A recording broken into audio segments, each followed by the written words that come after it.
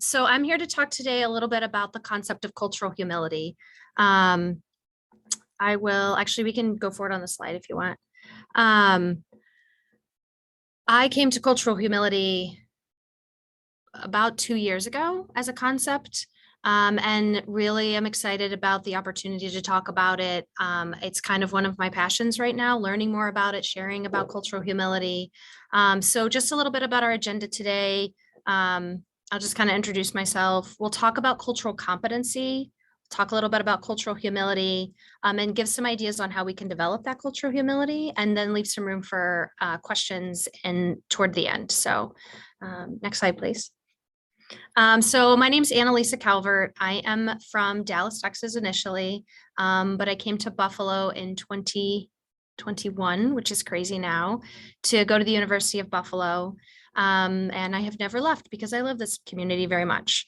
When I graduated from college, I really wanted to work in nonprofits. So I started working with the Cystic Fibrosis Foundation, and over time moved into working at Algonquin Sports for Kids, which is really, I think, where I developed sort of a more complex understanding of culture.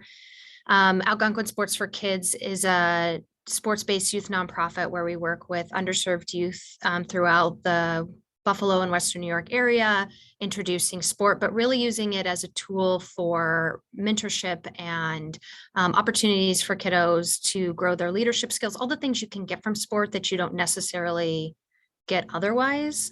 Less about the competitiveness, like don't care if we win or lose, but want to teach you how to be good at those sorts of things. So in my time with Algonquin Sports, I joined the U.S. Soccer Foundation's national training team.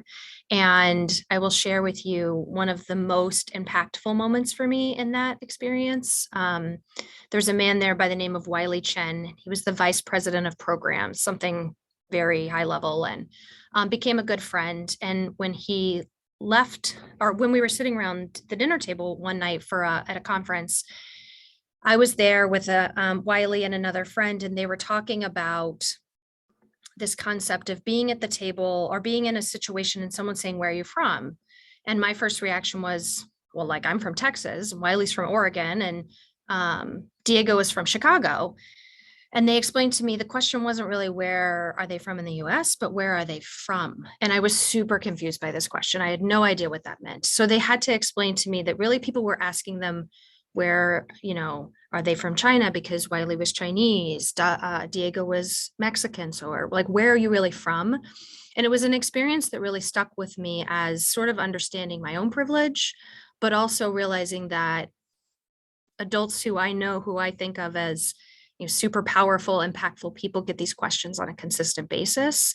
And it kind of moved me into digging into diversity in a different way, both in understanding the students that I worked with, but also just in understanding myself and my understanding of the world around me. In 2019, I finished my master's degree in leadership at this St. Bonaventure, and a role opened up at Hodgson Russ, the law firm locally, to do professional development diversity. And I was really excited to sort of challenge myself in some new ways and moved into that space. And that's really where I learned about cultural humility. So I'll talk a little bit about that as we move forward, but that's just a little bit about me. So can go forward. So I wanted to start with a poll because so often I feel like when you go to a diversity program, there's such an array of people there. Some people who have been, digging into diversity for years, some people who are brand new to the field. So I wanted to make sure I can meet everyone where they are coming from in starting this conversation. So I have 3 questions. The first one, have you taken a course in unconscious bias? And, oh, good, they're live. So it looks like the majority have some knowledge around unconscious bias, which is great. I'll give a little bit of information about that, but I won't dig in super, super deep. The next question is, have you heard of cultural competence?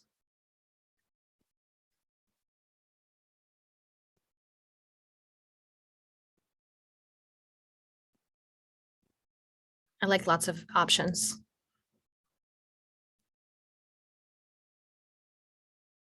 Okay, good. So Everybody's got or most people have a little bit of information. Some have heard the concept, some are new. Okay. And then the final question that we have is, have you heard of cultural humility?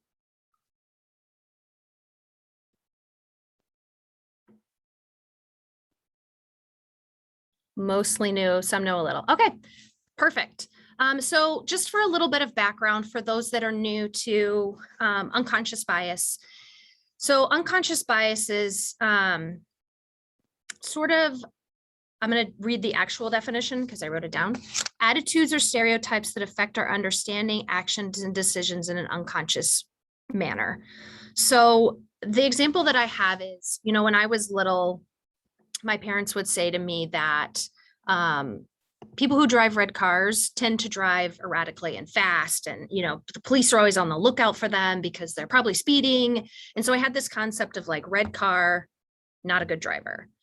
And so anytime you would see someone in a red car, like at least for me, I was like, oh, I better move over from them because they're probably a bad driver and they could cause an accident. And so there's sort of this building of that information over time. What makes unconscious bias dangerous is that it's sort of, you're not aware of these biases. So you see this more commonly sort of talked about, with gender, for example. You might get the question or might hear about someone's doctor. Your first thought may go to male, even though consciously you're aware that doctors are both male and female, right? So there's sort of a series of things we have learned over time that stick in our brain. And the bonus to that is, fight or flight, we might make a decision quickly. Our minds are always taking in a ton of information. So it makes quick decisions, but it doesn't always make the right decision. It's making decisions based on things that may not be accurate. And the ability to move toward these biases and stereotypes is intensified in a situation that's stressful. So for my car example, I'm late for work now. I'm aware that red car drivers might be fine, but I'm late for work. Something happens. I'm really stressed out. I got the kids late. Everything's going poorly in the morning. And I'm almost, we almost have an accident with a person in a red car. I may have been at fault there, but my assumption is because they drove a red car, it was on them. So as the stress level goes up, the amount of unconscious bias and stereotyping in your mind, because it's trying to push away the stress, sticks into those lanes. And it can cause a lot of issues. So kind of moving into cultural competence, I think of understanding culture as sort of a series of building blocks. To me, cultural competence is your baseline. And so cultural competence is, again, the definition, this one's a doozy. Cultural competence is a set of congruent behaviors, attitudes, and policies that come together in a system, agency, or among professionals that enable the system, agency, or professionals to work effectively in cross-cultural situations. That is a lot of words, and it sounds like a lawyer wrote them. But kind of, I want to break it down a little bit. So we're building the kind of the base of our knowledge of culture and diversity. Culture being the first word, is looking at how another group of people speak, what their customs are, what their values are, what their beliefs are. And that can go in a lot of different directions. Someone once gave me the example of teenagers and their music. So they're sort of their own culture, right? You can be intimidated by the music. It's not the music you listen to. It's uncomfortable to you, but it is a culture that they live in. And it can be, if you can kind of take a step back and in some ways remember being that age, and in some ways just appreciate the music for what it is and what it is to them. That's sort of the entry point of thinking about culture in that way. Obviously, that is a really like kind of rudimentary space, but one that I think a lot of people can connect with. So for cultural competence, there's really 4 components. The first one being awareness of yourself. So how do you see the world? What's your own cultural worldview? I give the example. So I'm from Texas. I live in Western New York. I have a different worldview because I grew up in a totally different part of the country. So even though I might look like my neighbor, we have different cultural sort of understandings. And an example of that is like, I still say yes, ma'am, no, ma'am. People still get a little bit offended because they think they're old, but in reality, that's just the culture I grew up in. Like that's appropriate. It would be rude not to do so. So an understanding of who you are within that space is the awareness piece. The second one is your attitude towards other cultures. So what do you know about other cultures? How do you think about them? Is step two. Step three is what do you know about different cultures and awareness? And that's a piece that you can take on your own, right? So I can learn about different things. I can ask questions. And the third is sort of those cross-cultural skills and how they build together.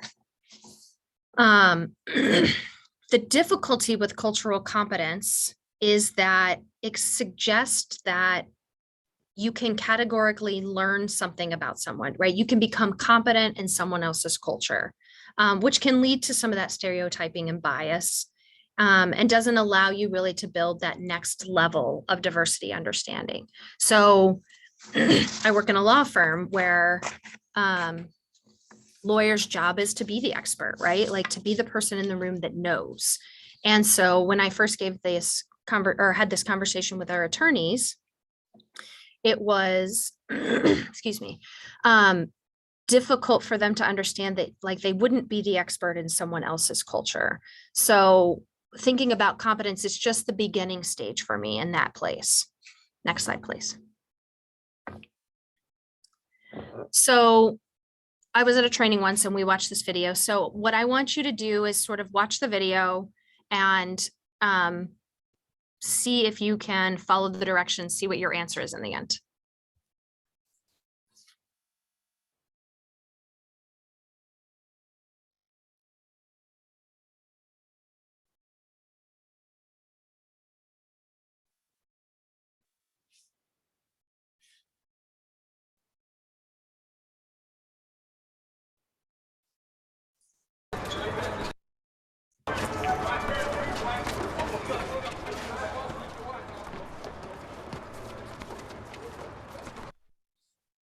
The answer is 13. But did you see the moonwalking bear?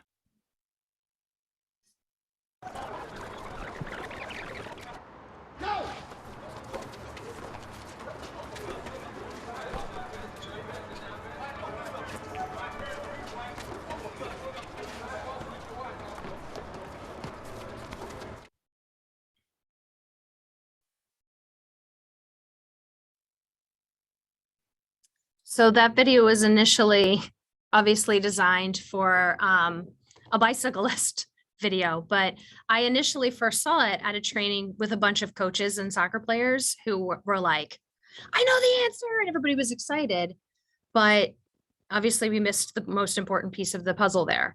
And I think that's a big piece of cultural humility and cultural understanding. It's very easy to miss what kind of hides behind the background. And so as we are working and interacting with people, if we're only looking for how many passes the white team made, then we totally miss that other underlying thing that's kind of crossing our path.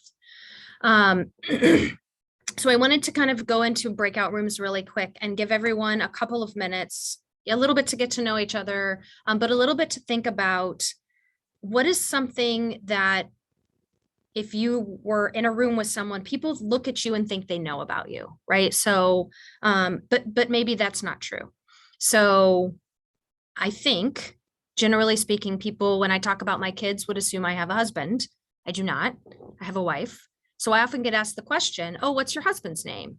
And it's that awkward moment of like, all right, well, do I correct them? Do I let them go? How well do I know this person? Am I going to ever interact with them again? So I think a lot of people have sort of that underlying something that everyone assumes they know. And I wanted to give everyone a chance to sort of introduce yourselves, get to know each other, and then maybe share a little bit about what that thing might be that everyone assumes they know, but might not be accurate about you. So we'll put you in little small groups. You have about 5 minutes. All right, welcome back. I am hoping that maybe we have 1 or 2 people who might want to share a little bit about what they and their partner talked about. I'm not afraid to call on the people I know in the room.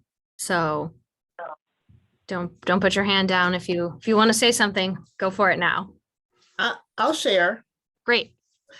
So my name is Martha Rogers. I'm a senior employee experience business partner. I work for Evans Bank. And the two people that were in my breakout room, it's so funny.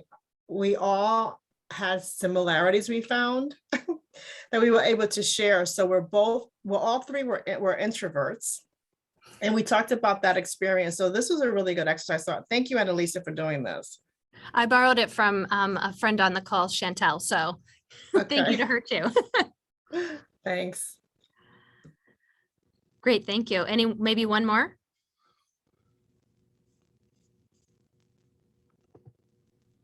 I think one thing that was interesting that we talked about towards the end in my group was, what is the solution to, so to speak, like when people first meet you and they think something of you that may not necessarily be true, like what is the solution to that? Because, most of your interactions in your daily life are super short. They're not prolonged periods of time where you can sit down and tell people about yourself. People perceive you how they're going to perceive you, especially if you're like in a meeting or things like that, like this. It's hard to get to know someone in such a short amount of time. So how do you go about putting yourself out there in a way that people perceive you the way you want to be perceived? I think it's a great question, because especially in the world today, right? Everything happens fast. We're in and out, we're in Zoom calls. That time to spend together is smaller. Hopefully some of the cultural humility stuff will help. But if not, we can come back to that in the end for sure. It is super easy to perceive, right?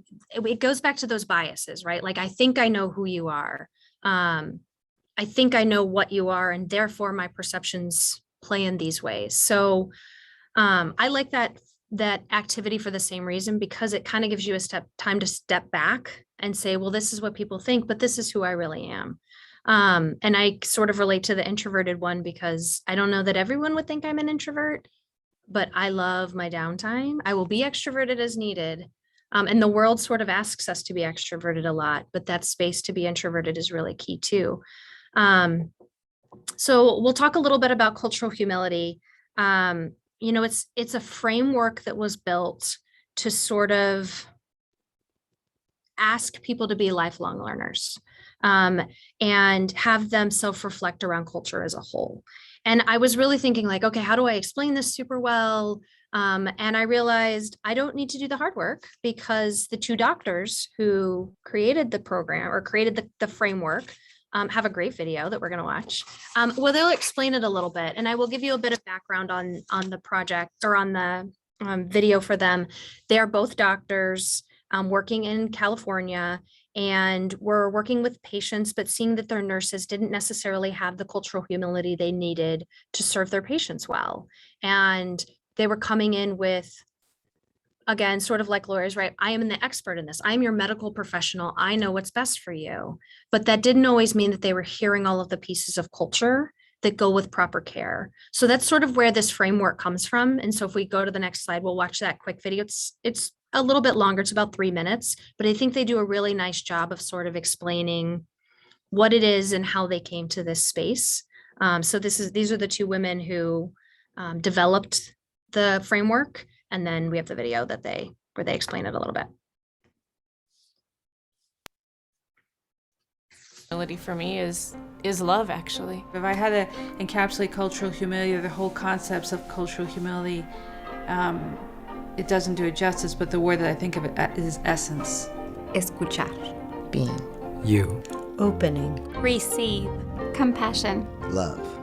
The principles of cultural humility offer one more framework to contribute to what has got to be our ultimate goal, yes? Our ultimate goal is that there will be a sense of equity, a sense of equality, and a kind of respect that we are driving forward.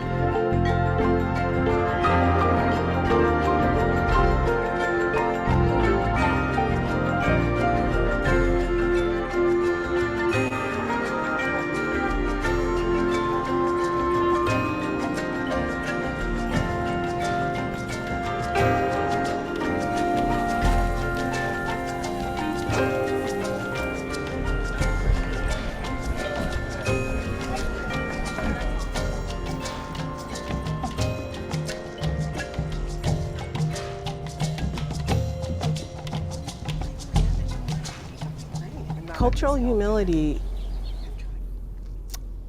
is a multi-dimensional concept, and certainly Melanie Tervalon and I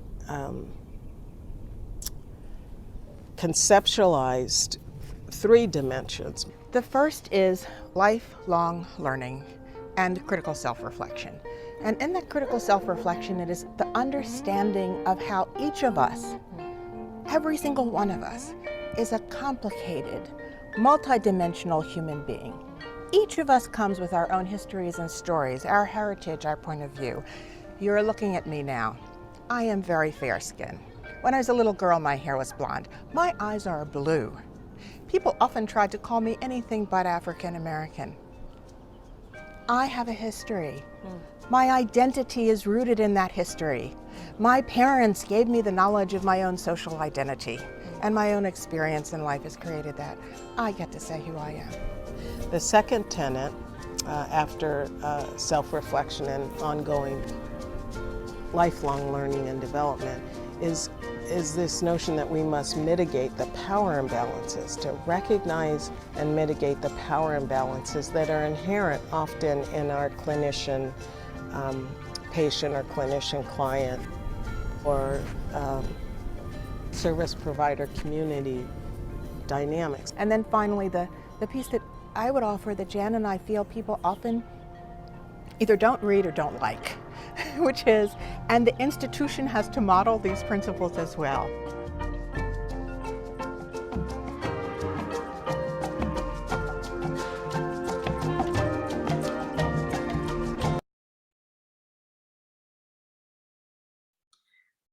So I think they explain it way better than I possibly could. But the 3 principles that sort of match in there, I think, are what make cultural humility really that next level, right? So I've decided that I'm going to continue to learn all the time. I'm going to reflect on who I am, and that really impacts my understanding and ability to interact with others. Will you go to the next slide, please? And you can sort of see, like, there's a place for cultural humility and there's a place for cultural competence, and there's some opportunities to overlap those. One of the things that stands out to me is, so my freshman year at UB was 2001. No, sorry, 2001.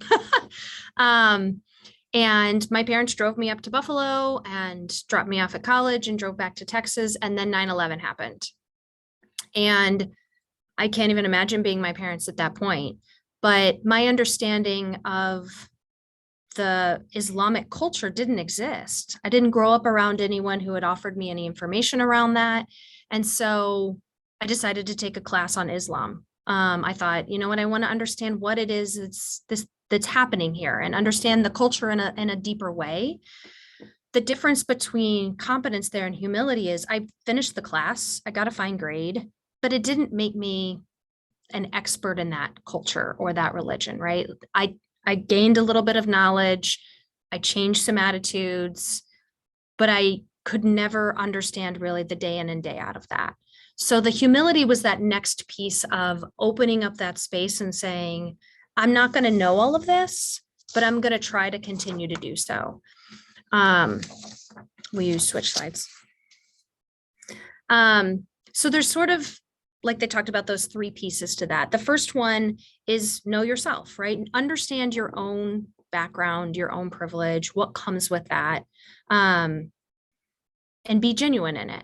I think that part of the questions that I will tell you as you're building your cultural humility skills that come up are, what part of myself am I most aware of? So that exercise we did earlier where you sort of talked about who you were a little bit, like what comes to mind first? What's most salient to me and who I am? And that gives people a chance, that gives you a chance to show genuinely who you are, what's important to you. I will say, as a mom, you know, I hear a lot about don't bring your kids to school, like don't put their picture, not anymore, but the conversation used to be, don't put their pictures up, you know, you're a professional at work. You don't get to be you if you leave them at home, right? Like that's a part of who you are, at least for me, that's a big part of who I am. So bringing those pictures and those sorts of things to work allow you a space to get to know someone better, sort of to answer your question. What are those little things you can share and have talking points around? Another question, and actually, can you go forward on this slide for a second on this one? The next piece of that is, what part of myself do I understand in sort of where my power is, where my privilege is, where I might be marginalized? I think we can forget, if you look, I love this slide. You can forget where you fall into that. A lot of us have privilege. Maybe it's because we have an education. Maybe it's because we have resources that others don't. You know, maybe it's you have an opportunity, and I'll go back to the parenting thing, like you need a last minute babysitter because a work thing came up and your family lives close, so you have childcare options. Maybe your child has developmental disabilities, and that might move you to the outside of that. You might have power and privilege in other places, but that might move you to another space where you have you're marginalized in some ways, right? Some resources aren't available. In getting to know who you are, it's helpful to sort of look through this wheel and kind of think about where do I have opportunity? Where do I have power? Where do I maybe not? And in those spaces where you do, think about places and people that you know that don't, and how do you sort of open space for that? How do you open conversation around that? This awareness, I think, sort of allows you to ask those questions of others, like, you know, how am I creating space for other people who might fit into different spaces there? That's that humility piece, kind of taking a step back, understanding yourself, and working within a space to create space. I love this wheel. I look at it a lot. I feel like I can look at it for days and put myself in all sorts of different places. So we'll do the next slide. I am a huge fan of Brene Brown. She's my best friend. She just doesn't know it yet. And, you know, when we were training coaches to work with youth in under-resourced communities, we would watch this video. And I think it really plays a nice marrying between cultural humility and cultural competence. So I'll show it, and then I have a couple questions. I'll throw it in the chat.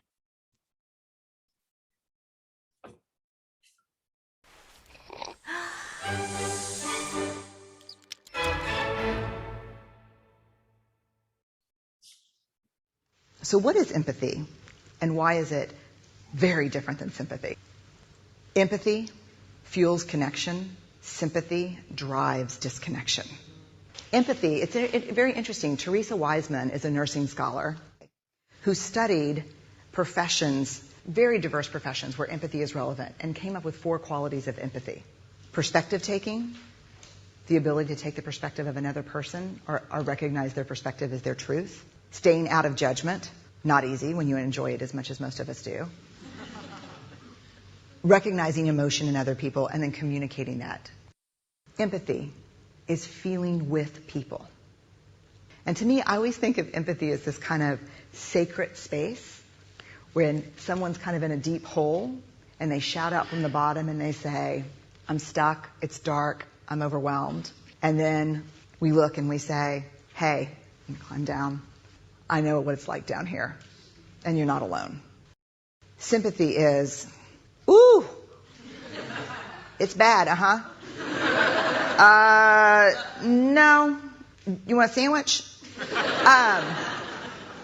Empathy is a choice, and it's a vulnerable choice, because in order to connect with you, I have to connect with something in myself that knows that feeling.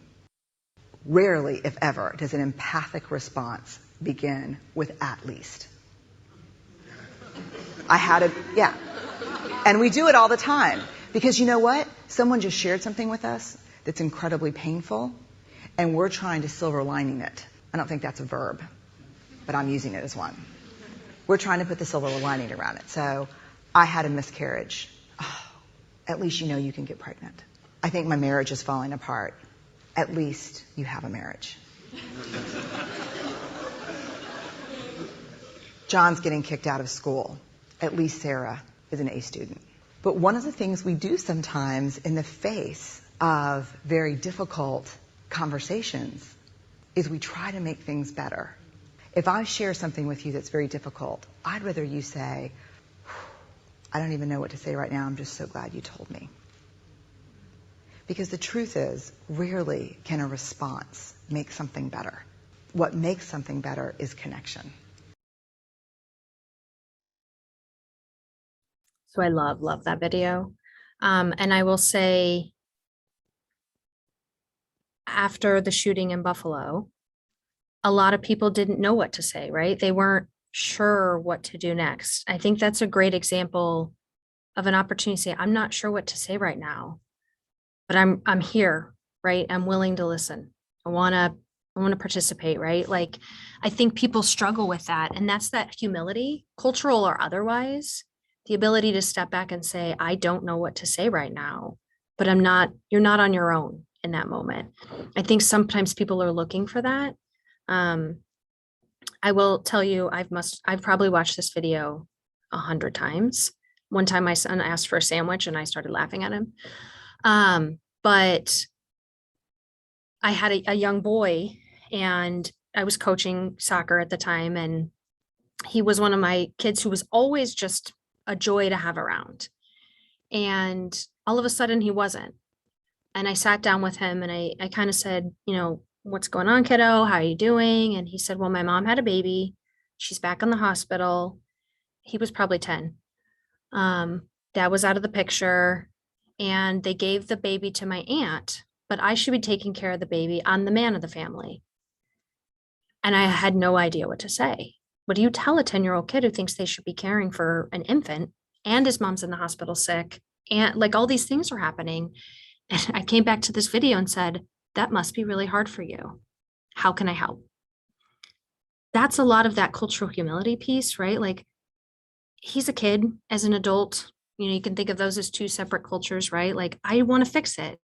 He didn't need me to fix it. He just needed me to sit and say, that's like, I understand that that's really hard for you. And to know that I can't really, I can't connect with that. I've never had that feeling. I don't have to deal with that. But he needed someone to say that was heavy and that was hard, and give him the space to just say that's okay. A lot of cultural humility is a chance to let people share with you their experience, and to be willing to sort of understand and take in their experience the way they see it, and not to fix it into the way you think it is.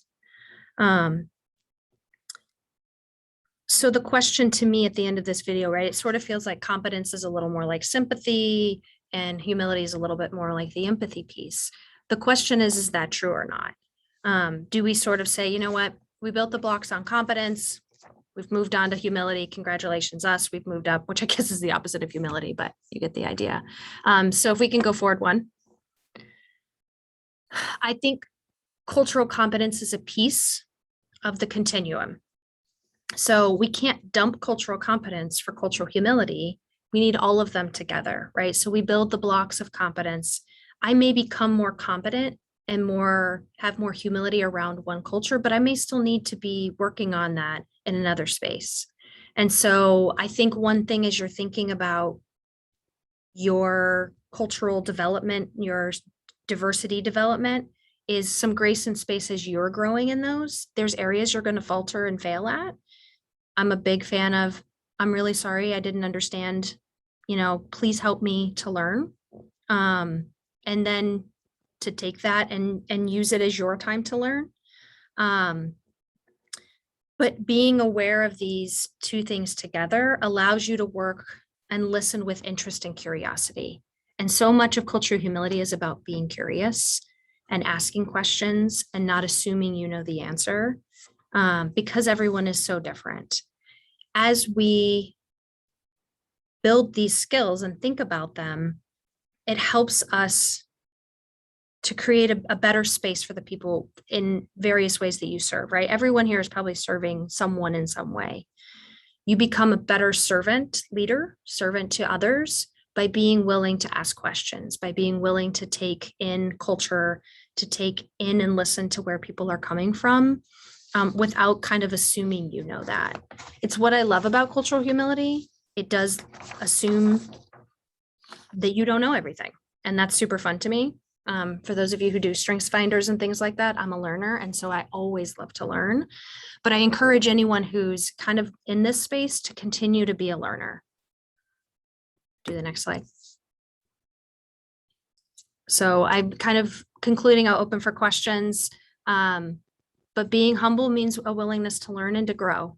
And that's what I really like about cultural humility. I'm still learning about cultural humility, but I think it really is that next essence of what makes our workplaces better, our communities better. It's going to be a little high level, but like the world gets better, right? When we're willing to be humble and assume we don't know everything. And I think Buffalo needs that right now. I think the world needs that right now. I'm super happy you came to kind of have this conversation. And I am definitely still learning too. So, but I'll open it up for questions and we'll kind of go from there. Anna-Lesa, we do have a question in the chat already. Yeah, I'm looking. Yeah. That is a great question. So the question is, how do we get past the fact we don't think we're doing enough, especially in light of recent events? We want to do more, know more, but don't know what to do. So I think a couple of things. One, I would encourage you to, so I love to read. I love podcasts. I love all the things that will give me more information. There's a ton of great books out there that allow you to start that conversation yourself, right? So I read a lot about, I'm a white middle-class woman, right? Like going to my friends that are diverse and saying, tell me all the things, really just puts that back on them to do the work, right? So maybe the question you ask there is, do you have a suggestion of something that was interesting to you that would help me grow? Or ask other people that you think are really open in that space to have that. I am reading, I think it's called 400 Stories. And it's a really interesting book. And they're sort of recounting African-American history through all these different stories, right? And their idea is to take away this monolith of what it is to be African-American and to tell individual stories that sort of let you see individuality, right? Like we think of the Muslim population, we think of the African-American population, we think of this population, but really they're all just individual people. And finding space for that, I think, is a way to grow and listen there. I will say, I don't know that I feel like I'm doing enough. I don't know that I'll ever feel like I'm doing enough. And I think that's okay to think you're not doing enough. The real piece there is to, I believe, to be getting your hands dirty, right? Like get down, go to the communities where, particularly, I'm assuming we're talking about Jefferson, go down and support businesses there. Make that a part of your connection. I take my kids down and we play in the parks down there. When I was running programs, my kids were at the programs. I have no problem taking them there. They're super familiar with the communities. And it feels like you're getting your hands in. You're not just kind of coming and doing something and leaving. So I'm a big believer in getting my hands dirty. But if you're still at the learning stage, there's tons of great podcasts. There's tons of great books out there that you can start with. There are lots of questions, so I'm going to move to the next one really quickly. That's what seems sometimes when you want to say. Yeah, so to Stephanie's question, which was, teaching you may not be their job. I think that question, I think it's all about how you word the question, right? Like, I want to get better and I want to learn. Is there anything you would recommend I could use? So I think that's one. I think it does put it back on that person to an extent. The other question I would say is, what other resources exist that you can find? There's a million of them now. If you look up diversity books, there's a lot of them. I would say at Hodgson, Russ, we work with the Buffalo Prep Ready program. And what they're doing is conversations around different topics. They do microaggressions, they do power and privilege, they do race in Western New York. They talk about redlining, all these different topics. So they're there to kind of dig in and learn.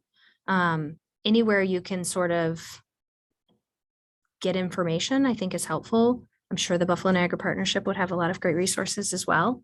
There's definitely people who are digging into this and can kind of build that space for others as well.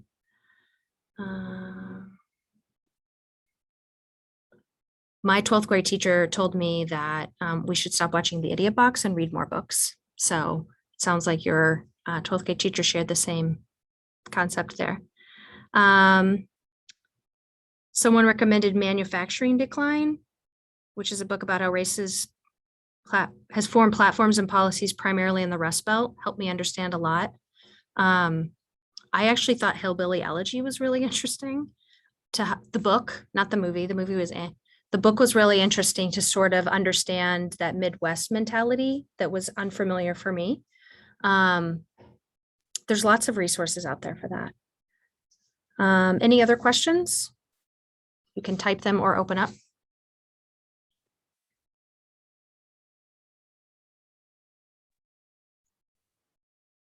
One thing, Anna-Lesa, I was thinking about is kind of how to employ this concept in our day-to-day with our coworkers when we bring it back to the workplace, or even how to sort of summarize our learning from today for those of our coworkers that couldn't attend this session.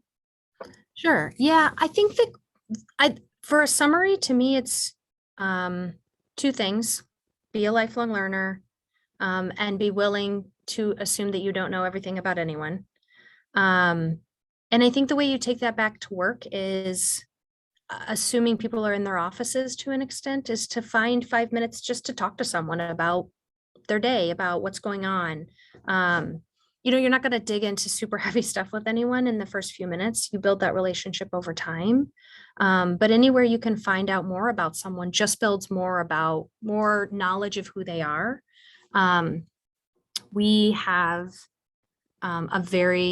we don't have a lot of Muslim attorneys at our firm, but we always do something. We talk to him and sort of think about, like, what do you want to do around Ramadan?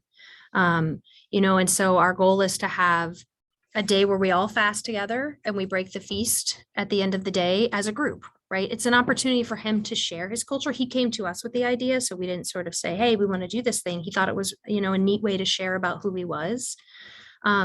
So finding places where people, when they want to share, you can open a space and do that, I think is a really interesting way to let people talk about sort of who they are and what their interests are, for sure.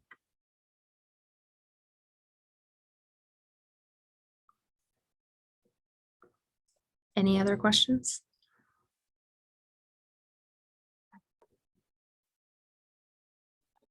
Can you say the name of that book with the 400 stories again? Yeah, let me make sure I get the exact name, because otherwise it's on my Amazon. I think it's 400 Tales, but hold on. Luckily, I haven't bought too much Amazon lately.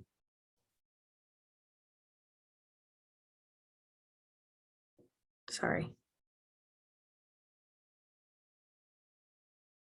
Would it be 400 Souls? Yes, thank you. Yes.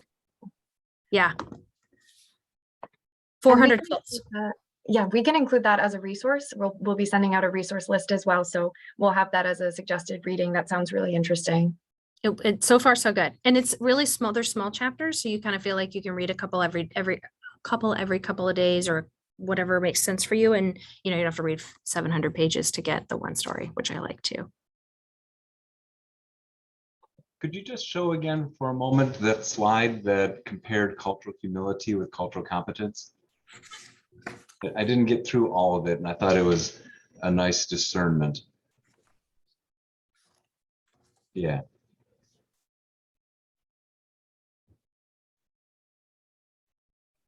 I think we're sharing the slides too, right? Yes, we will be sharing the slides as a PDF. Perfect. So we have access to it that way too.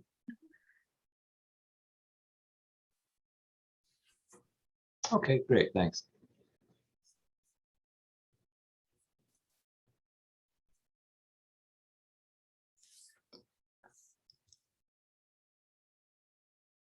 All right, so if there aren't any more questions, feel free to reach out.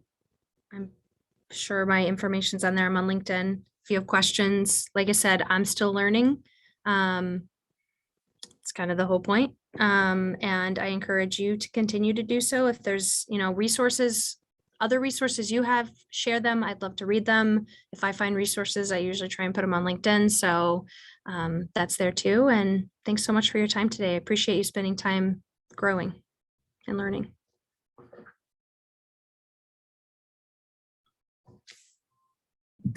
Thank you.